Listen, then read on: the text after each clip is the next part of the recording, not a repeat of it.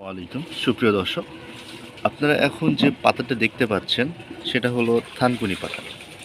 আপনার স্কিন, আপনার চুল, আপনার বডি সুস্থতা রাখা, পাকস্থলী ঠিক রাখার জন্য এই পাতার গুরুত্ব অপরিসীম। আপনি চাইলে প্রত্যেক দিন ৫ থেকে ৭টি অথবা বিজোড় সংখ্যক পাতা পানিতে ভিজিয়ে রেখে কিছুক্ষণ পরে খালি পেটে খাওয়ার চেষ্টা করবেন, অথবা খাওয়ার আগে এই পাতাটা খাওয়াটা খুব প্রয়োজন। প্রকৃতির মধ্যে আমাদের সমস্ত সমাধান রয়েছে। প্রত্যেকটা জিনিসই কিন্তু আমরা প্রকৃতির মধ্যে সেটা পাই। সো আপনার বাসায়, ছাদে বা বারান্দায় অবশ্যই চেষ্টা করবেন থানকুনি গাছ লাগিয়ে রাখতে। এই থানকুনি গাছের শেকড়, তারপরে এই পাতা এবং পাতার যে ডালটা থাকে এই যেখানে, এটা অনেক উপকারী।